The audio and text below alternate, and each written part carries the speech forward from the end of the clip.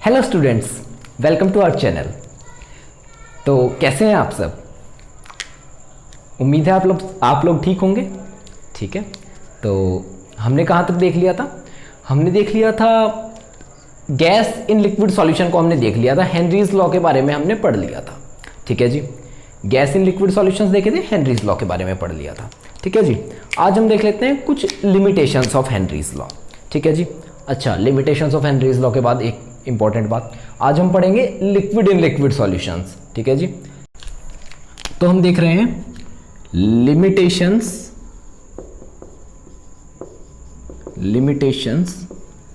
Of Henry's law. ठीक है जी, limitations of Henry's law. तो हमने अभी तक देखा था कि हेनरीज लॉ कहाँ लगता है। अब हम ये देख लेंगे कि हेनरीज लॉ कब नहीं लगता है। तो इसके लिए पहली कंडीशन तो ये है कि gas should behave like ideal gas. ठीक है जी, यानी कि हेनरीज लॉ कब लगेगा? जब जो गैस हमने डिसॉल्व की है लिक्विड में वो आइडियल गैस की तरह बिहेव करे। यानी कि क्या होना चाहिए, कंडीशंस क्या होनी चाहिए कि temperature should be high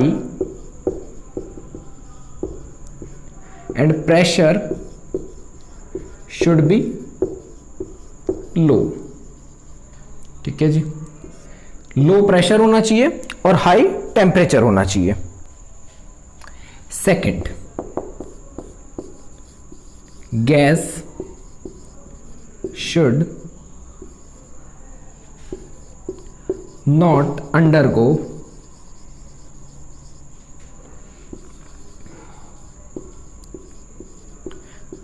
compound formation। यानी कि गैस जो है वो लिक्विड के अंदर जाके क्या सॉल्वेंट से इंटरेक्ट नहीं करनी चाहिए। कहने का मतलब सॉल्वेंट के साथ मिलके कोई कंपाउंड फॉर्म नहीं करना चाहिए गैस को। ठीक है जी, यानी सॉल्वेंट के साथ गैस रिएक्ट नहीं करनी चाहिए। ठीक है जी, और एक और जो तीसरी है अपने पास लिमिटेशन, वो है कि gas should not associate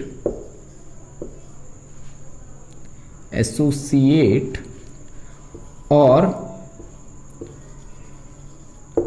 dissociate. Gas should not associate और डिसोशिएट आफ्टर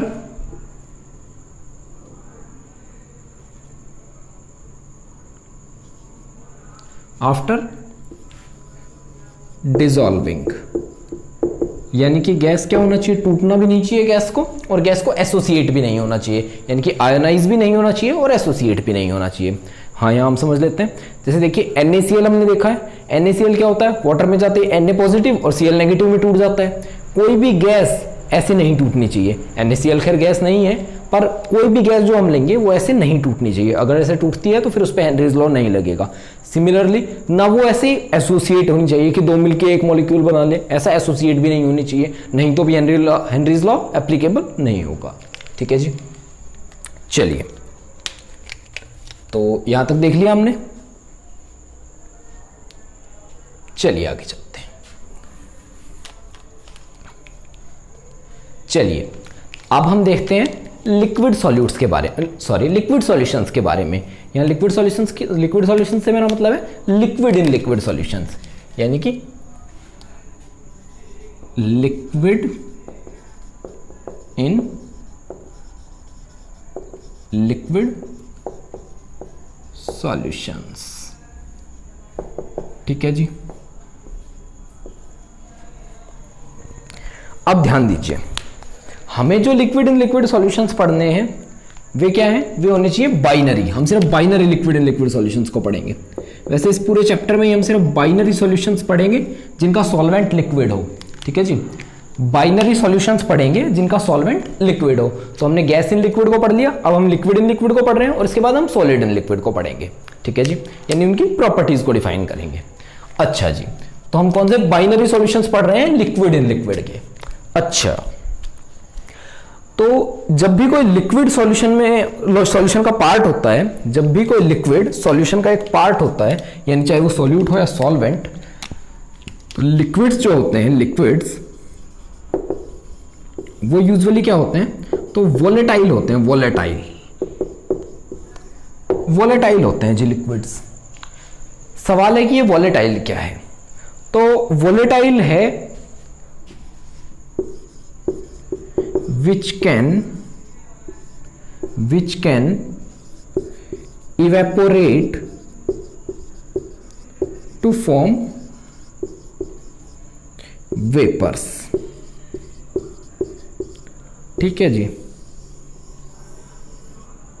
यानी कि वोलेटाइल होते हैं, यानी कि जो वेपर फॉर्म कर सकते हैं। और किस टेम्परेचर पे वोलेटाइल होते हैं, तो रूम टेम्परेचर पे, यानी कि ये रूम टेम्परेचर पे कोई ना कोई वेपर्स बनाते हैं। ठीक है जी, रूम टेम्परेचर पे कोई ना कोई वेपर्स बनाते हैं। अच्छा, अब हमने क्या देखा कि लिक्विड वोलेटाइल होते हैं, और वोलेटाइल होते हैं तो वेपर्स बनाते हैं। और हमारा जो सॉल्यूशन है वो है लिक्विड इन लिक्विड, यानी कि सोल्यूट भी लिक्विड है और सॉल्वेंट भी लिक्विड है। तो इसका मतलब दोनों क्या बनाएंगे, वेपर्स बनाएंगे। और दोनों वेपर्स, और जब दोनों वेपर्स बनाएंगे तो भर भर के वेपर्स बनेंगे। तो यहां जो मेन, जो सबसे इंपॉर्टेंट अपनी कहानी है, जो अपनी सबसे इंपॉर्टेंट कहानी है, वो कहानी क्या है, तो वो कहानी है वेपर्स की कहानी। ठीक है जी, वेपर्स की कहानी है। अच्छा, तो वेपर्स क्या होते हैं, हमें सबको पता है कि वेपर्स क्या होते हैं। वेपर्स होते हैं जब भी कोई लिक्विड मॉलिक्यूल्स क्या हो जाते हैं, गैस में कन्वर्ट हो जाते हैं। ठीक है जी, हीट लेके और गैस में कन्वर्ट हो जाते हैं, उनको वेपर्स बोलते हैं हम लोग। ठीक है जी। अच्छा समझिए, मान लीजिए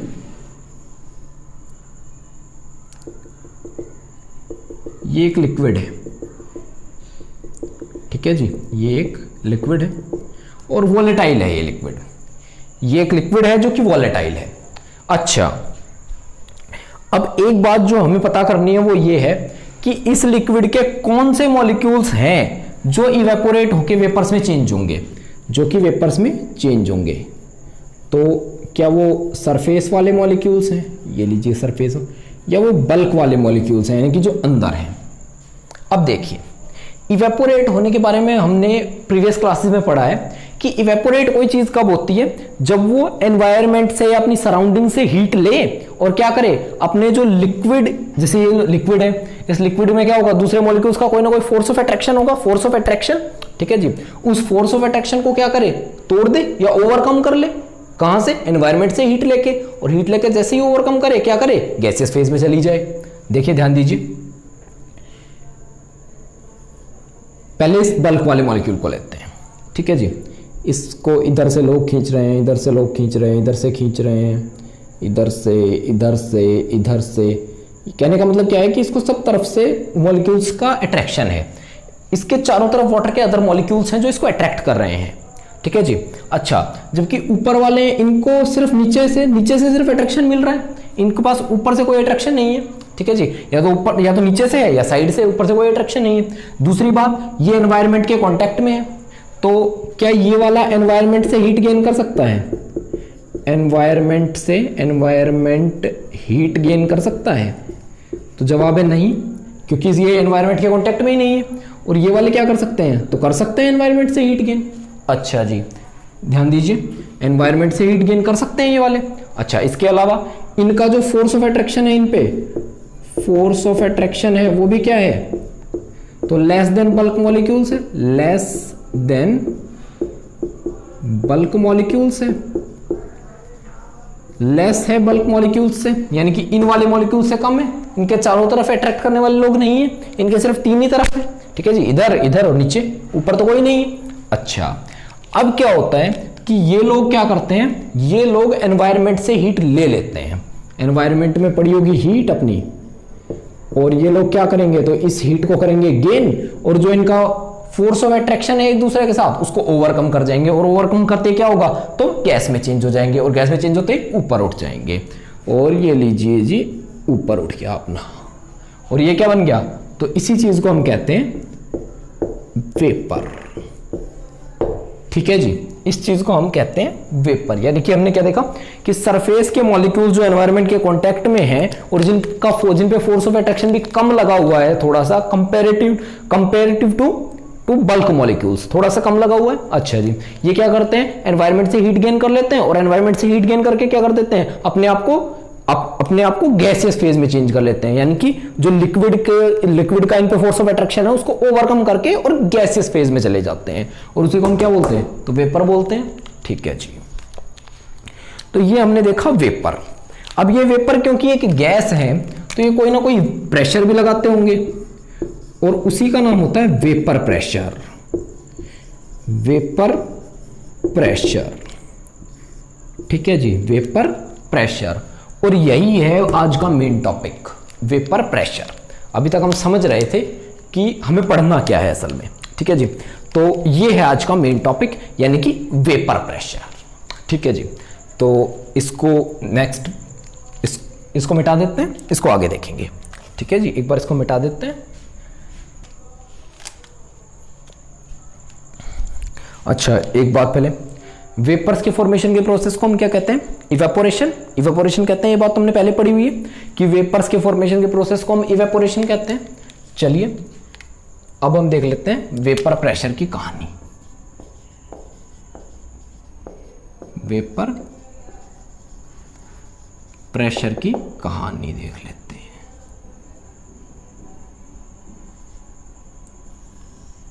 ठीक है जी, तो कहानी कुछ इस प्रकार है। पहले हम इसकी देखते हैं डेफिनेशन, और फिर उस डेफिनेशन को एक एक वर्ड करके समझेंगे। ठीक है जी, तो नाम से ही दिख रहा है क्योंकि ये वेपर प्रेशर है, तो it is the pressure of vapours above a liquid. It is the pressure of vapors above a liquid when vapors are in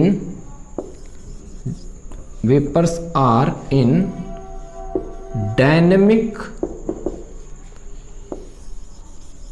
equilibrium with the liquid। यानी कि कहने का मतलब ये है कि ये किसी लिक्विड के ऊपर जो वेपर्स हैं उनका प्रेशर है, लिक्विड के ऊपर जो वेपर इकट्ठे हुए पड़े हैं उनका प्रेशर है। कब, जब वो वेपर्स लिक्विड के साथ एक डायनेमिक इक्विलिब्रियम में हो।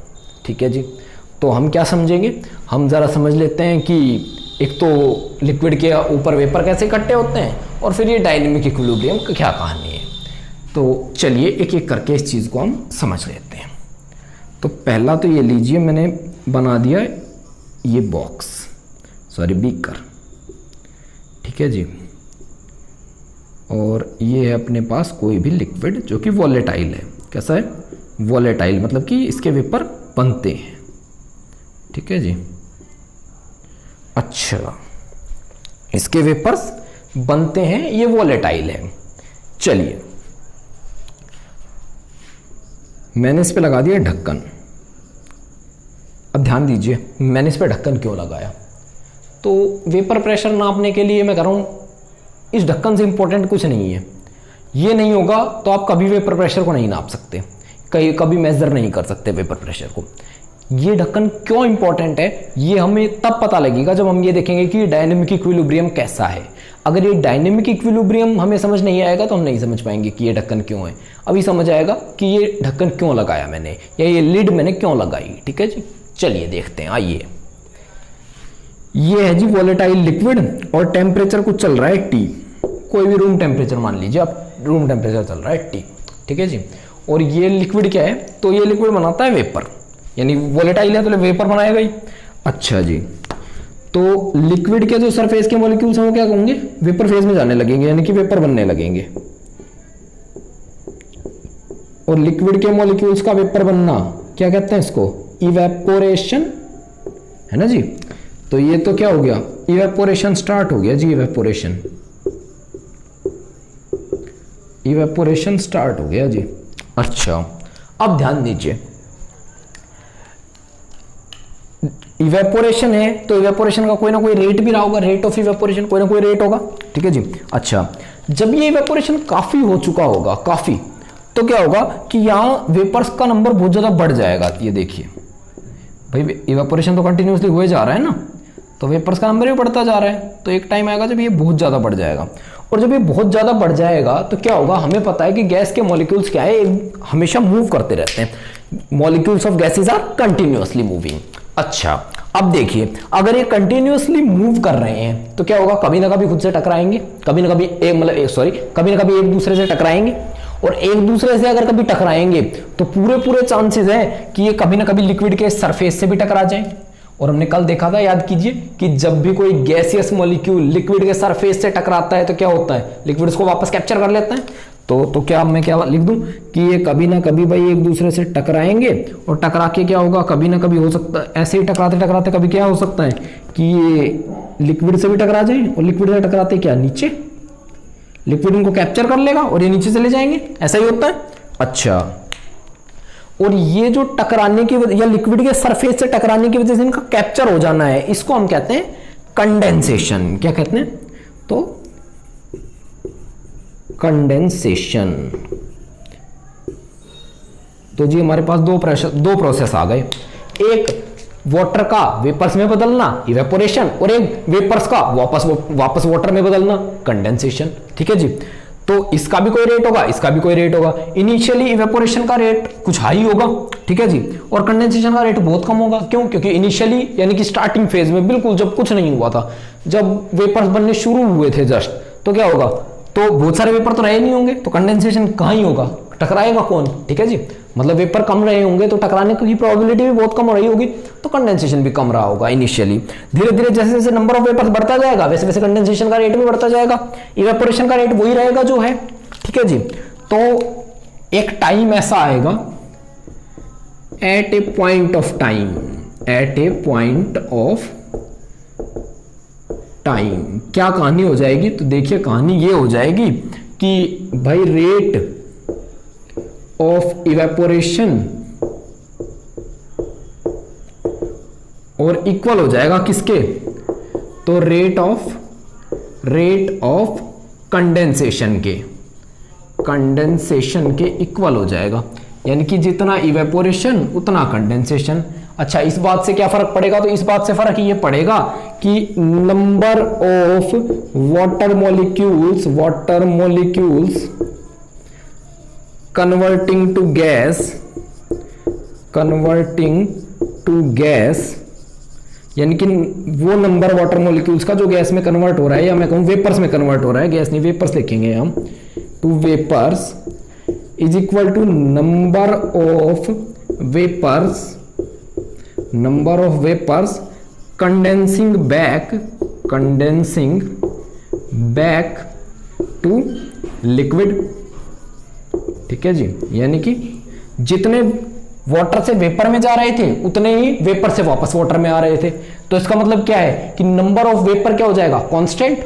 देखिए जितने नए वेपर बने उतने ही पुराने वेपर क्या वाटर में चले गए। मान लीजिए 10 नए बने पर सेकंड और 10 ही वापस जा रहे हैं, तो जो नंबर ऑफ वेपर है वो कांस्टेंट हो जाएगा, नंबर ऑफ वेपर, ठीक है जी।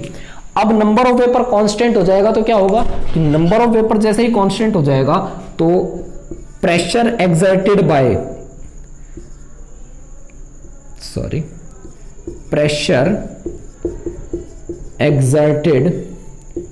बाय दीज वेपर्स वो भी क्या हो जाएगा, कांस्टेंट। भाई नंबर कांस्टेंट हो गया,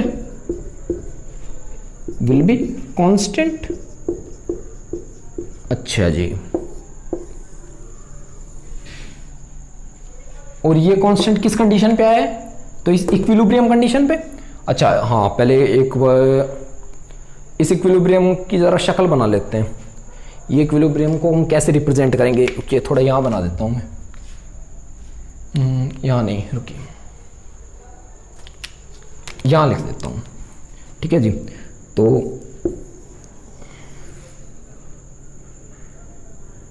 ये लीजिए, इसको कैसे रिप्रेजेंट करेंगे कि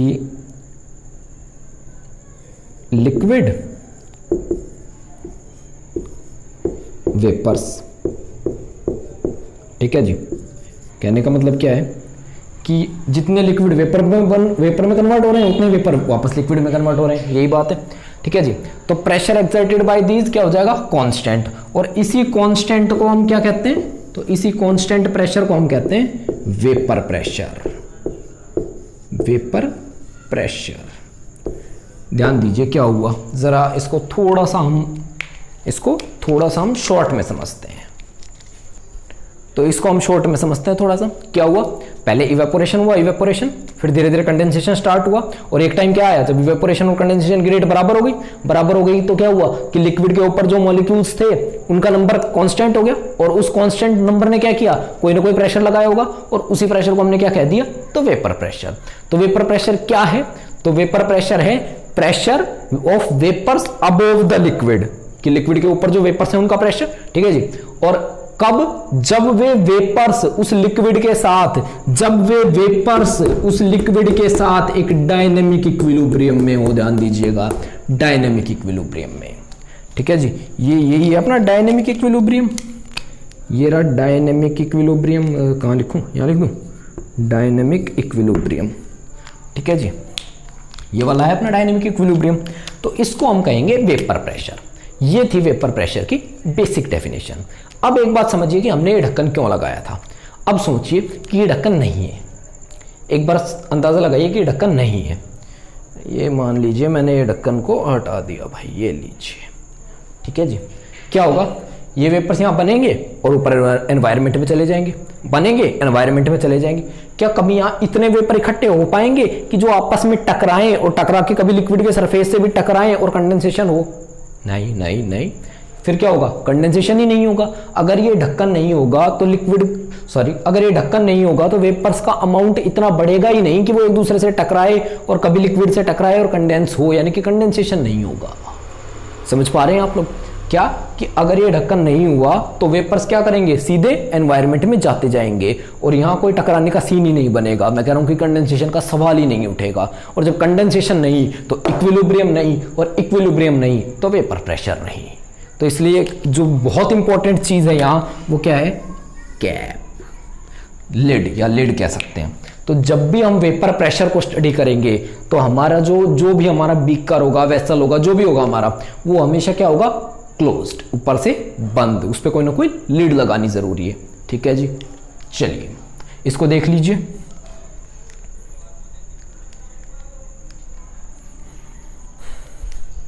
ध्यान से देख लीजिए इसको।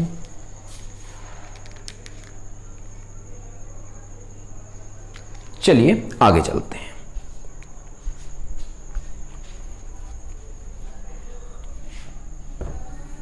तो अब जरा हम देख लेते हैं कि फैक्टर्स कौन से हैं जो इसको अफेक्ट करते हैं। ठीक है जी, वेपर प्रेशर को अफेक्ट करने वाले फैक्टर्स। तो हेडिंग हम लिखेंगे फैक्टर्स अफेक्टिंग, ये लीजिए, ये लिख देता हूं, वेपर प्रेशर। ये लीजिए जी, फैक्टर्स अफेक्टिंग वेपर प्रेशर। ठीक है जी, पहला नेचर ऑफ लिक्विड।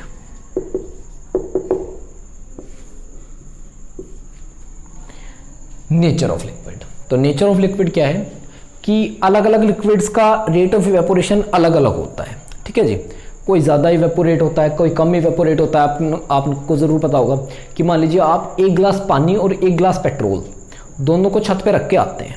ठीक है जी, और ये देखते हैं कि कौन कब इवेपोरेट होता है। तो आप शायद आप में से बहुत सारे लोगों को पता भी होगा, और अगर नहीं पता तो आप करके देख सकते हैं। ठीक है, अच्छा क्या होगा कि पेट्रोल पहले इवेपोरेट हो जाता है वाटर से। तो ऐसा क्यों है, तो ऐसा क्यों है वो हम यहीं समझते हैं। ठीक है जी, यहाँ हम समझेंगे क्या होता है। हमने देखा है कि इवेपोरेशन क्या है या वेपर्स बनना क्या है, तो जो सरफेस के मॉलिक्यूल्स है उनका एनवायरनमेंट से हीट गेन करके और क्या कर जाना है, अपने जो फोर्स ऑफ अट्रैक्शन है उसको ओवरकम करके और गैसियस फेज में चले जाना है। देखिए ध्यान दीजिए, यही तो होता है कि भाई ये लिक्विड था अपने पास और ये अपने लिक्विड के सरफेस पे मॉलिक्यूल्स हैं, और इनमें से कोई मॉलिक्यूल क्या कर लेगा, इनमें से कोई मॉलिक्यूल एनवायरनमेंट से हीट गेन करेगा, और एनवायरनमेंट से हीट गेन करके क्या इनका जो अट्रैक्शन है उसको ओवरकम करेगा और ऊपर चला जाएगा गैसियस फेज में। इसी को तो हम इवेपोरेशन कहते हैं। ठीक है जी। अच्छा, अब एक बात सोचिए, क्योंकि दोनों का टेम्परेचर तो हमने सेम रखा है फिलहाल, हम भाई दोनों, भाई पानी वाला ग्लास भी और पेट्रोल वाला ग्लास भी भाई उसी सूरज की धूप के नीचे रख के आए हैं, तो टेम्परेचर तो दोनों के लिए बराबर है, तो इसका मतलब हीट तो दोनों को बराबर मिल रही होगी। ठीक है जी। अच्छा, अब एक बात सोचिए, अगर ये फोर्स ऑफ अट्रैक्शन किसी का स्ट्रोंग हो तो उसको वो हीट क्या कई देर तक लेनी पड़ेगी, काफी देर तक लेनी पड़ेगी, तब जाके वो इतना स्ट्रोंग हो पाएगा कि भाई इसको ओवरकम कर पाए। और एक मान लीजिए किसी का फोर्स ऑफ अट्रैक्शन जो इनका है वो काफी वीक हो, अगर वीक हो तो क्या कम हीट में ही ओवरकम कर जाएगा, कम हीट में क्या हो जाएगा, इतना स्ट्रांग हो जाएगा कि भाई ओवरकम कर जाए। देखिए समझिए, जैसे कि ये मानिए कि एक तो आपको कुछ वीक लोगों ने पकड़ रखा है और आपको उनसे छुटवाना है, तो क्या आपको कम ही एनर्जी खर्च करनी पड़ेगी, कम। ठीक है, यानी इंटरमोलिकुलर फोर्स क्या है, वीक है, तो इनको कम हीट लेनी पड़ेगी, यानी कि कम ही एनर्जी चाहिए होगी ऊपर जाने के लिए। अच्छा, और एक आपको बहुत स्ट्रॉन्ग लोगों ने पकड़ रखा है, बहुत स्ट्रॉन्ग। ठीक है जी।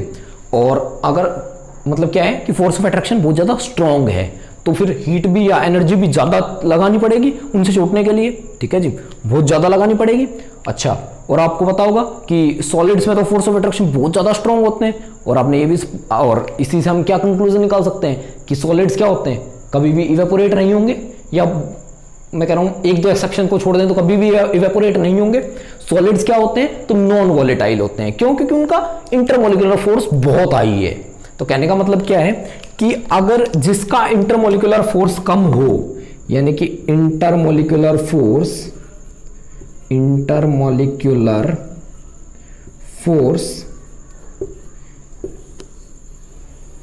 क्या है, अगर हाई होगा तो इवेपोरेशन कम होगा, लो इवेपोरेशन होगा। और दूसरा आप समझ सकते हैं कि अगर इंटरमोलिकुलर फोर्स लो है तो इवेपोरेशन क्या होगा, इवेपोरेशन हाई होगा। ये लीजिए। ठीक है जी। यानी कि इंटरमोलिकुलर फोर्स अगर मैं बात करूं, ज्यादा है इंटरमोलिकुलर फोर्स अगर ज्यादा है तो क्या होगा, इवेपोरेशन कम होगा, यानी कि वेपर कम बनेंगे। और अगर वेपर कम बने तो वेपर प्रेशर भी कम होगा। तो क्या मैं ये लिख दूं, ध्यान दीजिएगा, इंटरमोलिकुलर फोर्स ऑफ अट्रैक्शन, यानी कि इंटरमोलिकुलर फोर्स ऑफ अट्रैक्शन, एक दूसरे के बीच में फोर्स कितना है, ठीक है, is inversely proportional to vapour pressure. ठीक है जी। तो ये अपना कुछ रिजल्ट आ गया। कहने का मतलब क्या है कि अगर अगर इंटरमोलिकुलर फोर्स ज़्यादा तो नंबर ऑफ वेपर्स कम बनेंगे, वेपर बनना मुश्किल होगा, और नंबर ऑफ वेपर्स कम बनेंगे, और कम बनेंगे तो क्या होगा, तो वेपर प्रेशर कम आएगा। ठीक है जी। तो inversely proportional to vapour pressure. चलिए अब हम दूसरा देख लेते हैं। तो दूसरा जो फैक्टर है वो है हमारे पास टेम्परेचर। क्या है जी, टेम्परेचर। ठीक है जी। अच्छा, टेम्परेचर मतलब अगर मैं हीट बढ़ा दूं। अब एक बार बताइए, आपको भी पता है कि हीट ज़्यादा तो इवेपोरेशन ज़्यादा। भाई एक तो आप पानी को देखें कि गर्मियों में कम उड़ता है या सर्दियों में कम उड़ता है, तो आप पाएंगे कि गर्मियों में ज़्यादा उड़ता है, सर्दियों में कम उड़ता है, सर्दियों में इवेपोरेशन कम होता है। ये बात आपको पता है, आप रख के देख लीजिए। ठीक है। कहने का मतलब क्या है कि टेम्परेचर जब कम होगा तो क्या होगा, हीट कम मिलेगी। बेसिकली जो ये मॉलिक्यूल्स हैं इनको हीट कम मिलेगी, और हीट कम मिलेगी तो मतलब एनर्जी कम मिलेगी, और एनर्जी कम मिलेगी तो कहने का मतलब क्या है, इंटरमोलिकुलर फोर्स से छूटना मुश्किल होता जाएगा। और अगर टेम्परेचर होगा ज्यादा तो हीट भी होगी ज्यादा, और हीट होगी ज्यादा तो मॉलिक्यूल्स को एनर्जी मिलेगी बाहर से, एनवायरनमेंट से ज्यादा, और ज्यादा एनर्जी मिलेगी तो क्या होगा, आराम से छूट के जाएंगे, यानी कि इवेपोरेशन ज्यादा होगा, ज्यादा लोग कन्वर्ट होंगे गैसियस फेज में, ज्यादा लोग लिक्विड से गैसियस फेज में जाएंगे, कन्वर्ट होंगे। ठीक है जी। अच्छा, तो मैं ये लिख सकता हूं कि temperature is directly proportional to evaporation या रेट ऑफ इवेपोरेशन। ठीक है जी। और इवेपोरेशन ज्यादा तो नंबर ऑफ वेपर ज्यादा, और नंबर ऑफ वेपर ज्यादा तो वेपर प्रेशर ज्यादा। तो लिख दूं directly proportional to vapour pressure, vapour pressure. ठीक है जी, ये अपनी कहानी बन गई यहां तक, ये लीजिए जी। ठीक है जी, तो टेम्परेचर और नेचर ऑफ लिक्विड, ये दो हमारे फैक्टर्स आ गए। ठीक है जी, ध्यान से देख लीजिए इसको, ध्यान से देख लीजिए इसको। अभी तक हमने वेपर प्रेशर को देख लिया। ठीक है जी, अब हम देखेंगे कि ये वेपर प्रेशर सॉल्यूशंस पे कैसे लगता है, और जो स्पेशली जो हमें सॉल्यूशंस पढ़ने हैं, यानी कि लिक्विड इन लिक्विड सॉल्यूशंस। तो मैं लिख लूं वेपर प्रेशर ऑफ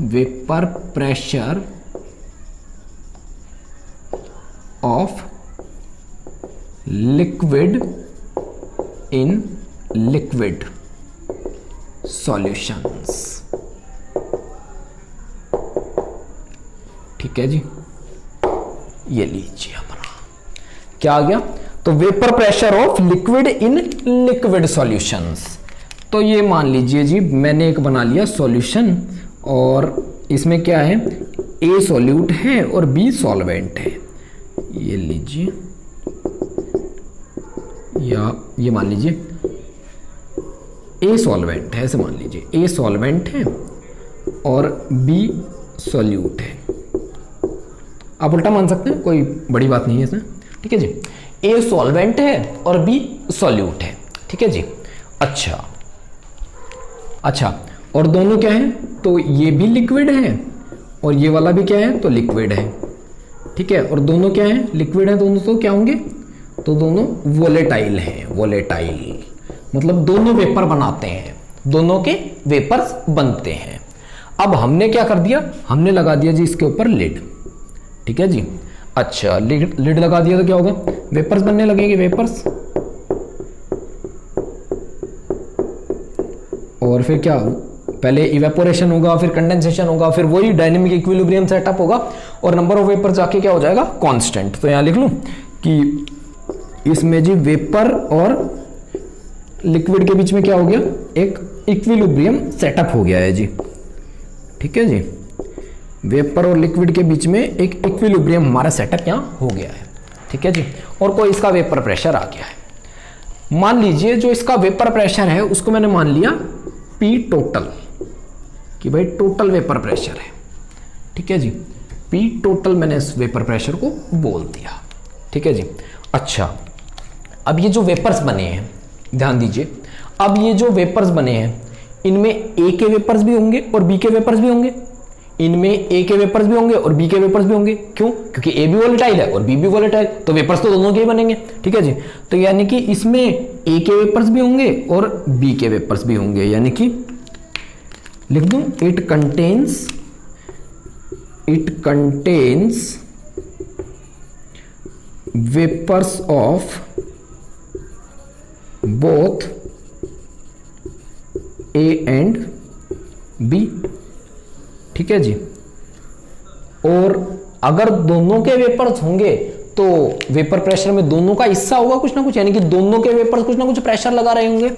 तो जो एक के देखिए ध्यान दीजिए, क्योंकि दोनों के वेपर्स हैं तो दोनों के वेपर्स कुछ ना कुछ प्रेशर लगाएंगे अपने अपने हिस्से का।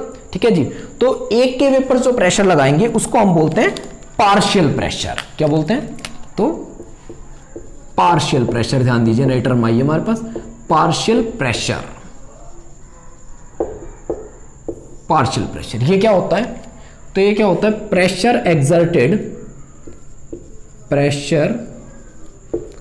एक्सर्टेड बाय वन कंपोनेंट,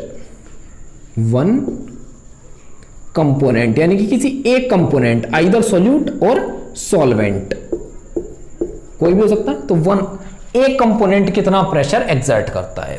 तो यहां क्योंकि दोनों वोलेटाइल हैं, दोनों प्रेशर एक्सर्ट कर रहे होंगे, तो पार्शियल प्रेशर ऑफ ए मैंने मान लिया, पार्शियल प्रेशर ऑफ ए मैंने मान लिया, मान लीजिए पी ए। ठीक है जी, और यहां मान लीजिए मैंने पार्शियल प्रेशर ऑफ बी मान लिया, पार्शियल प्रेशर ऑफ बी मैंने मान लिया, तो जी पी बी। ठीक है जी। एक हमारे पास आता है Dalton's law of partial pressure, Dalton's law of partial pressure, partial pressure. ये क्या कहता है कि जो टोटल प्रेशर होगा ना इन दोनों सॉरी इस लिक्विड के ऊपर, वो क्या होगा, इसका पार्शियल प्रेशर प्लस इसका पार्शियल प्रेशर, यानी कि जितने कंपोनेंट हैं उन सभी के पार्शियल प्रेशर का सम। तो यहां मैं लिख दूं, अगर इसके अकॉर्डिंग चलते हैं हम, तो मैं लिख दूं P total is equal to PA plus PB। ठीक है जी। और ये आप समझ भी सकते हैं कि भाई टोटल प्रेशर या तो अब जो वेपर्स हैं वो या तो ए के रहे होंगे या बी के रहे होंगे, भाई और तो कहीं से आएंगे नहीं वेपर्स, तो या तो ए वाले प्रेशर लगा रहे होंगे या बी वाले प्रेशर लगा रहे होंगे, और दोनों का प्रेशर अगर जोड़ दूं तो टोटल प्रेशर अपने आप ही आ जाएगा। तो ये तो कॉमन सेंस से भी हम निकाल सकते हैं। और वैसे इसको क्या कह सकते हैं, तो इसको कहते हैं Dalton's law of partial pressures. ठीक है जी। अच्छा, तो यहां तक हमने देख लिया, इसको देख लीजिए ध्यान से, इसको देख लीजिए, और चलिए अब आगे चलते हैं।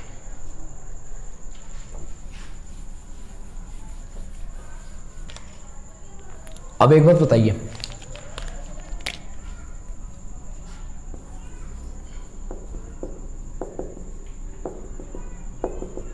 ये वही सॉल्यूशन है, वही A प्लस बी। ठीक है जी, जिसमें दोनों वोलेटाइल है, A है सॉल्वेंट और B है सॉल्यूट। ठीक है जी, और दोनों लिक्विड है, दोनों वोलेटाइल हैं। और ये लीजिए, इनको कैप कर रखा है मैंने, लिड लगा रखी है इनके ऊपर। ठीक है जी, और इसके ऊपर कुछ वेपर्स हैं फिर से अगेन, और कुछ इसका वेपर प्रेशर है जो हमारा चल रहा था। और वो क्या चल रहा था, तो P टोटल जो इसका वेपर प्रेशर है वो इक्वल है partial pressure of A plus partial pressure of B के। यहाँ तक हम पहुँच गए थे। ठीक है जी। अच्छा, अब देखिए, जो पार्शियल प्रेशर ऑफ A है, यानी कि A का प्रेशर कितना होगा, A का प्रेशर कितना होगा। ठीक है जी, A का प्रेशर कितना होगा, इस पे वो किस बात पे डिपेंड करेगा, तो वो किस बात पे डिपेंड करेगा कि अंदर A कितना है, कि अंदर A कितना है। जितना ज्यादा सॉल्यूशन में A होगा भाई उसका पार्शियल प्रेशर भी उतना ही ज्यादा। क्यों, देखो A ज्यादा तो उसके वेपर्स भी ज्यादा बनेंगे, भाई कोई कंपोनेंट ज्यादा है तो उसके वेपर्स ज्यादा बनेंगे। ठीक है, और ज्यादा वेपर्स बनेंगे तो फिर वो प्रेशर भी ज्यादा लगाएंगे, और ज्यादा लगाएंगे तो उसका हिस्सा ज्यादा होगा। ठीक है जी, समझिए कहने का मतलब क्या है कि जो भी पार्शियल प्रेशर है किसी भी चीज का, वो डायरेक्टली प्रोपोर्शनल होगा किसके, तो उसके मोल फ्रैक्शन के। क्यों, अभी हमने बात किया इस बारे में कि जिसका ज्यादा अमाउंट उसके ज्यादा वेपर्स, और जिसके ज्यादा वेपर्स उसका ज्यादा वेपर प्रेशर, और जिसका ज्यादा वेपर प्रेशर तो उसी को वेपर प्रेशर ही तो है पार्शियल प्रेशर। यहाँ पे अकेले का वेपर प्रेशर में कंट्रीब्यूशन क्या है, पार्शियल प्रेशर है। ठीक है, किसी एक कंपोनेंट का वेपर प्रेशर में कंट्रीब्यूशन ही तो है पार्शियल प्रेशर। तो जिसके वेपर ज्यादा होंगे उसका कंट्रीब्यूशन भी ज्यादा होगा, और कंट्रीब्यूशन ज्यादा होगा तो उसका पार्शियल प्रेशर भी ज्यादा होगा। ठीक है जी। अच्छा, अब क्या है, तो जब हम इसको इक्वल में बदलते हैं तो हम क्या करते हैं, एक कांस्टेंट लगाते हैं, और उस कांस्टेंट को हम बोलते हैं P नॉट A। ये आपको बहुत ध्यान रखना है ये चीज। ठीक है जी, कि कांस्टेंट हम क्या लगाएंगे, तो P not A। P not A क्या है, तो प्रोपोर्शनलिटी कांस्टेंट है, और ये क्या है, तो value of pressure, partial pressure, partial तो क्या है, ऑफ प्योर A।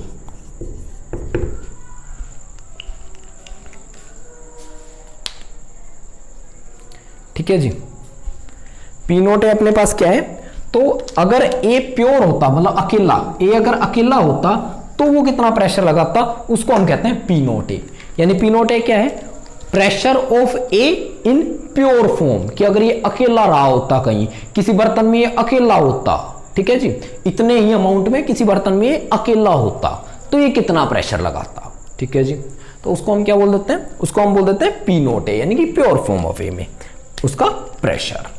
अच्छा, अब जरा अगर यहां से ये आ गया तो क्या मैं PB के लिए लिख सकता हूं, PB is equal to P not B into XB। ठीक है जी, मेरे हिसाब से इसमें कोई समस्या नहीं होनी चाहिए। ठीक है जी, अच्छा, अब ये वैल्यूज हम Dalton's law of partial pressure में पुट करते हैं, where P total is equal to P A plus P B. तो पी ए और पी बी की वैल्यू रख दें, तो ये हुई जी P not A into X A plus P not B into X B. ठीक है जी, और ये पी टोटल, ये अपने पास आ गई वैल्यू। सही है जी, ये अपने पास क्या हुआ, तो ये अपने पास आ गई वैल्यू। ठीक है जी, अब एक बात समझिए, क्या मैं एक्स ए को एक्स बी की टर्म्स में लिख सकता हूं, यानी कि P total is equal to P not A into 1 minus X B लिख सकता हूं plus P not B into X B. हमें पता है कि मोल फ्रैक्शन का सम क्या होता है, 1 होता है। हमें ये बात पता है ना कि X A plus X B is equal to 1, तो X A is equal to 1 minus X B, ये बात हमें पता है। ठीक है जी, तो मैंने वैल्यू पुट कर लिया। अच्छा, इसको आगे सॉल्व करते हैं, P not A minus P not A X B plus P not B X B. ठीक है जी, अच्छा ये हो गया पी नॉट ए, और इसको कॉमन लेंगे तो 1 minus, sorry, P not A minus X B को हम कॉमन ले लेंगे, और यहाँ क्या हो जाएगा, तो पी नॉट ए और माइनस पी नॉट बी।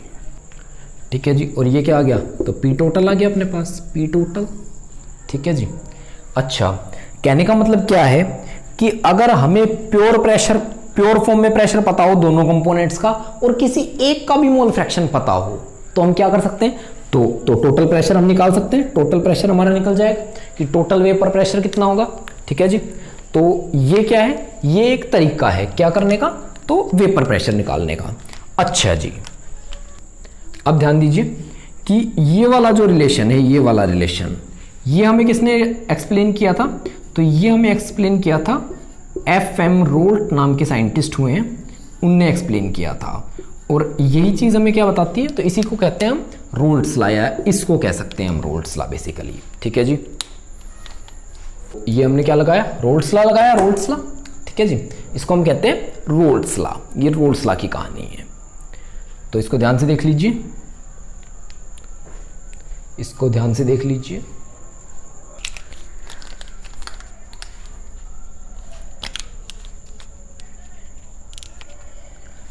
अब हम चलिए एक ग्राफ प्लॉट करते हैं, और ग्राफ में हम क्या बनाएंगे, तो इधर से इधर क्या बनाएंगे, इधर से इधर बनाएंगे मोल फ्रैक्शन, मोल फ्रैक्शन, यहां से यहां हम बनाएंगे मोल फ्रैक्शन, और इधर से इधर जाने पे हमारा क्या होगा, तो ये लीजिए वेपर प्रेशर। ठीक है जी, इधर वेपर प्रेशर, इधर मोल फ्रैक्शन। अच्छा, यहां हम क्या लेके चलेंगे, तो यहां हम लेके चलेंगे कि एक्स ए 1 है और एक्स बी 0 है, और यहां से यहां जब हम मूव करेंगे तो एक्स बी इंक्रीज करेगा और एक्स ए को डिक्रीज करना है। ठीक है जी, तो एक्स ए कम होता जाएगा और एक्स बी बढ़ता जाएगा। तो यहां जाते जाते क्या हो जाएगा, तो एक्स ए तो हो जाएगा 0 और एक्स बी कितना हो जाएगा 1। ठीक है जी, एक्स ए तो हो जाएगा 0 और एक्स बी हो जाएगा 1। अच्छा, अगर मैं सेंटर की बात करूं तो एक्स ए और एक्स बी क्या होंगे, इक्वल होंगे। एक्स ए भी 0.5 होगा और एक्स बी भी 0.5 होगा। ठीक है जी, ये लीजिए इधर से इधर, और X B is equal to कितना होगा 0.5 सेंटर में। अच्छा, अगर मैं इस लाइन पे और वेपर प्रेशर प्लॉट करूं, कोई भी मान लीजिए यहां, ठीक है जी, यहां मैंने प्लॉट कर दिया, तो ये क्या है, ये वो वेपर प्रेशर है जब एक्स ए का मोल फ्रैक्शन 1 था, यानी कि सॉल्यूशन में खाली कौन था, ए, खाली ए था। और जब सॉल्यूशन में खाली ए था तो इस प्रेशर को मैं कह दूं कि ये पी नॉट ए है, यानी कि ए का प्रेशर प्योर फॉर्म में, यानी कि यहां पे खाली ए था। ठीक है जी, सिर्फ ए अवेलेबल था सॉल्यूशन में, यानी कि सॉल्यूशन तो क्या ही था, खाली ए ही था। ठीक है जी, और अगर यहां की बात करूं तो ए बिल्कुल नहीं है और बी 1 है, यानी कि यहां प्योर बी है। इस लाइन पे कौन एग्जिस्ट कर रहा है, प्योर बी, यानी कि यहां सिर्फ बी है, ए नहीं है बिल्कुल भी।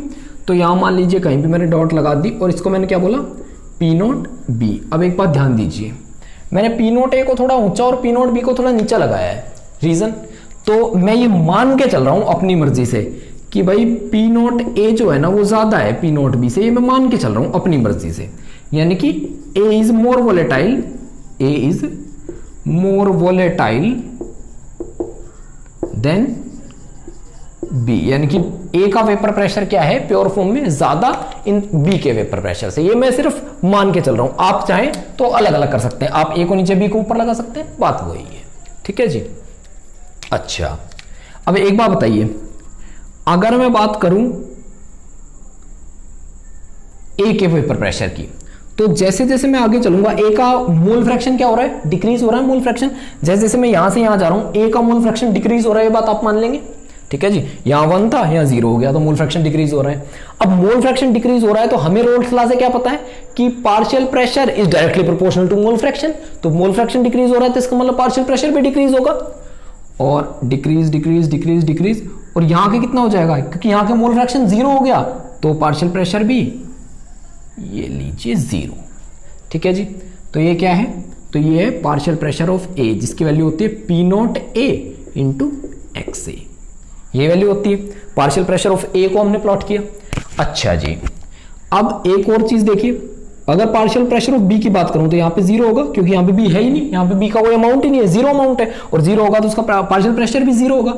अब यहां से जब मैं इधर मूव करूंगा तो क्या होगा, बी का मोल फ्रैक्शन बढ़ेगा, बी का मोल फ्रैक्शन बढ़ेगा, और जैसे जैसे बी का मोल फ्रैक्शन बढ़ेगा तो बी का पार्शियल प्रेशर भी बढ़ेगा। ध्यान दीजिए, ये लीजिए, और मैक्सिमम मैक्सिमम होते होते कहां चला जाएगा, यहां चला जाएगा जब ए 0 और बी 1 हो जाएगा, यानी कि प्योर फॉर्म ऑफ बी में, यानी कि जहां पे सिर्फ बी ही, प्योर बी ही होगा, वहां पे चला जाएगा, 0 से बढ़ते बढ़ते वहां पे चला जाएगा। और ये जो लाइन है ये, अच्छा पहले तो रुकिए, पहले तो इस लाइन को देख लेते हैं, ये क्या है, पीबी लाइन है, PB which is equal to P not B into X B.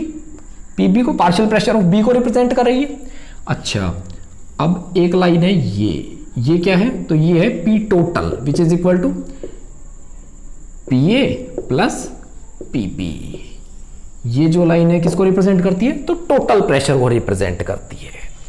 ठीक है जी, और ये क्या है, ये है ग्राफ, ये है ग्राफ किसका, तो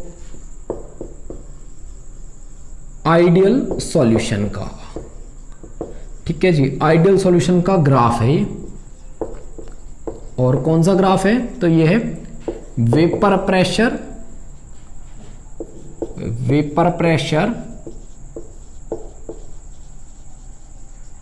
वर्सेस मोल फ्रैक्शन का ग्राफ है ये, vapour pressure versus mole fraction.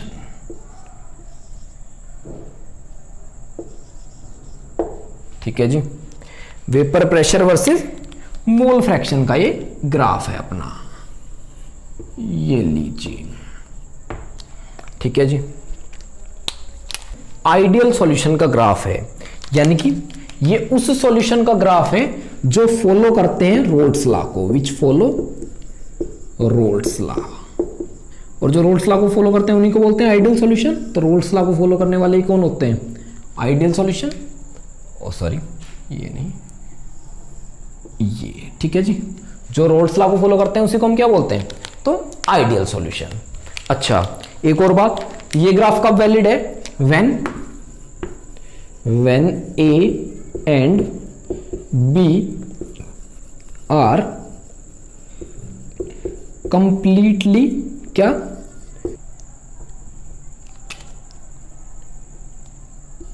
Miscible. ठीक है जी, तो कंप्लीटली मिसिबल होना चाहिए दोनों को, यानी कि कंप्लीटली मिक्स होने चाहिए एक दूसरे से, तभी हम मानेंगे, तभी ये ग्राफ वैलिड होगा, या मैं कहूं रोल्स लॉ वैलिड होगा। ठीक है जी। अच्छा, इसके अलावा रोल्स लॉ को फॉलो करने वाले को आइडियल सॉल्यूशन बोलते हैं, ये बात हमने देख ली। ठीक है जी, अब चलिए एक चीज और हम देख लेते हैं। हमने ये देखा कि P total is equal to P A plus P B, हमने देख लिया। ठीक है जी, which is equal to P not A into X A plus P not B into X B, ये हमने देख लिया। ठीक है जी, पी टोटल। अच्छा, ये एक्स ए और एक्स बी क्या है, तो ये है mole fraction mole fraction of A inside the solution, inside the solution. एक बात बताइए, अब क्योंकि ए और बी दोनों के वेपर्स बने हैं, तो वेपर फेज में भी तो कोई ना कोई मोल फ्रैक्शन गया होगा, वेपर फेज में भी तो कोई ना कोई मोल फ्रैक्शन गया होगा। तो अगर कोई हमसे ये पूछ ले कि बताइए कि वेपर फेज में मोल फ्रैक्शन कितना है, तो उसके लिए हम क्या करेंगे, तो mole fraction in vapour phase देख लेते हैं, वेपर फेज ये और देख लेते हैं हम एक बार, ठीक है जी। अच्छा, मान लीजिए कि मोल फ्रैक्शन में वेपर फेज ए का है YA और बी का मोल फ्रैक्शन है YB। ध्यान दीजिए कि इनको निकालते कैसे हैं। तो इनको निकालने का तरीका बिल्कुल आसान है। हमें क्या करना है, हमें Dalton's law of partial pressure लगाना है, which is equal to PA is equal to P total into YA और PB is equal to P total into YB। ठीक है जी। पार्शियल प्रेशर ऑफ ए हमें पता है, पार्शियल प्रेशर ऑफ बी हमें पता है, तो हम पहले रोल्स लॉ से भी निकाल सकते हैं ये तो। ठीक है जी। अच्छा, P टोटल हमें पता लग जाएगा, अगर हमें PA और PB पता लग गया तो हमें P टोटल पता लग जाएगा, और फिर हम क्या कर पाएंगे, Y और Y भी निकाल पाएंगे। तो इस तरह से हम क्या निकालते हैं, तो mole fraction in vapour phase. ठीक है जी।